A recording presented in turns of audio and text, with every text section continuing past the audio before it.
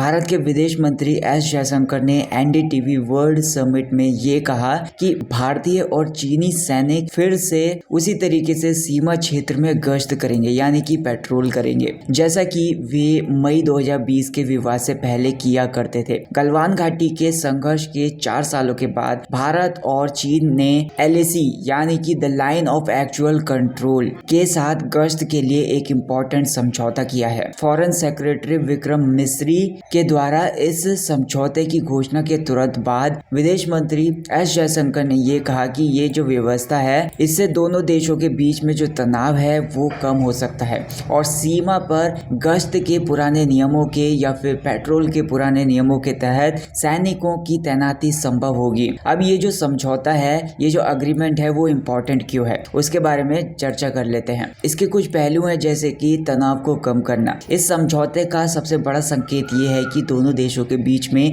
तनाव को कम करने की दिशा में एक कदम बढ़ाया गया है। LAC के क्षेत्र में दोनों देशों के हजारों सैनिक तैनात हैं और गश्त के पुराने नियमों पर लौटने से मिलिट्री टकराव और गलतफहमियों की संभावना को कम किया जा सकता है। इस तरीके से ये जो समझौता है वो भविष्य में किसी भी बड़े मिलिट्री कॉन्फ्लिक्ट या फिर मिलिट्री के द्वारा जो टकराव हो सकता है उसकी संभावना को कम कर सकता है। दूसरा पहलू है स्टेबलाइजेशन, यानी कि ये जो समझौता है, ये जो अग्रीमेंट है वो LAC के साथ इस सिचुएशन को स्टेबल करने में मदद करता है, खासकर उन डिस्प्यूटेड एरियाज जैसे कि देपसांग मैदान और देमचौक। ऐसी जगहों पर तनाव कम कर सकता है। जब बॉर्डर पर स्टेबिलिटी होगी तो ये एक व्यापक सीमा विवादों पर बातचीत करने के लिए बेहतर माहौल तैयार करेगा। तीसरा पहलू है कॉन्फिडेंस बिल्डिंग, यानी कि 2020 के नियमों के अनुसार गश्त की रिस्टोरिंग एक इम्पोर्टेंट कॉन्फिडेंस बिल्डिंग का कदम है। ये इस चीज को इंडिकेट करता है कि दोनों देशों के बीच में फिर से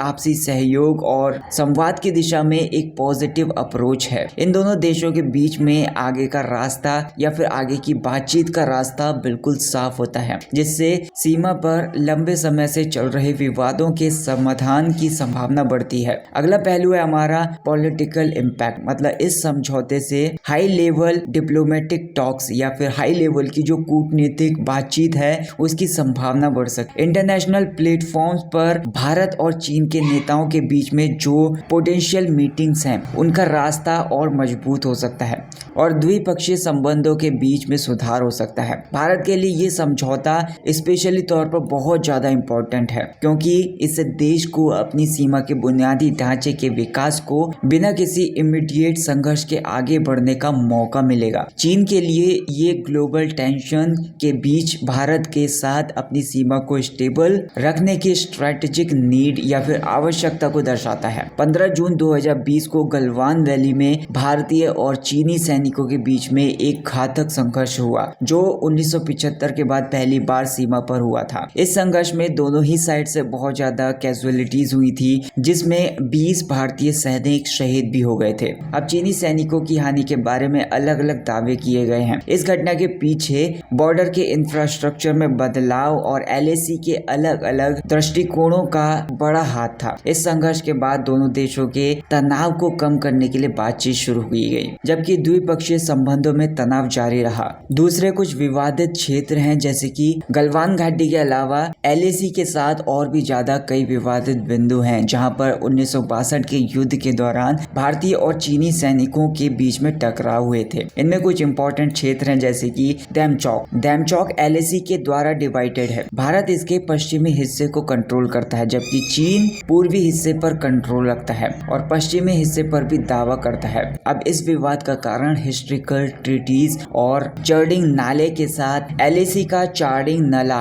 LAC की सही सिचुएशन के बारे में अलग अलग दृष्टिकोण है। हाल ही में यहाँ पर जो बातचीत हुई है यहाँ से सैनिकों की वापसी पर जोर दिया गया है। पैंगोंग लेक, पैंगोंग झील का लगभग 50% हिस्सा तिब्बत यानी कि चीन के कंट्रोल में है। 40% लद्दाख में और जो 10% है वो क्षेत्र विवादित है। LAC के अलग अलग दृष्टिकोणों की वजह से यहाँ पर अक्सर मिलिट्री टेंशंस की सिचुएशन बनती है। यहाँ पर चल रहे निर्माण और स्ट्रेटेजिक सिचुएशन से दोनों देशों के दावे और ज्यादा बढ़ते हैं जिससे तनाव भी बढ़ जाता है। हाल ही में जो समझौते हुए हैं उसने इस क्षेत्र में भी तनाव को कम करने की कोशिश की है। जो हॉट स्प्रिंग्स क्षेत्र है वो ओगरा पोस्ट के पास में है, जो भारत के लिए स्ट्रेटेजिकली इम्पोर्टेंट है क्योंकि LAC पर निगरानी के लिए इम्पोर्टेंट जगह ये प्रदान करता है। इस क्षेत्र पर भारत का कंट्रोल उसे अक्साई चीन में हो रही एक्टिविटीज पर नजर रखने का लाभ देता है, जिससे ये क्षेत्र भारत की सीमा में सुरक्षा के लिए बहुत ज्यादा इम्पोर्टेंट हो जाता है। देपसांग प्लेन्स भारत के लिए बहुत ज्यादा इम्पोर्टेंट है क्योंकि ये क्षेत्र दौलत बेग ओल्डी यानी कि DBO,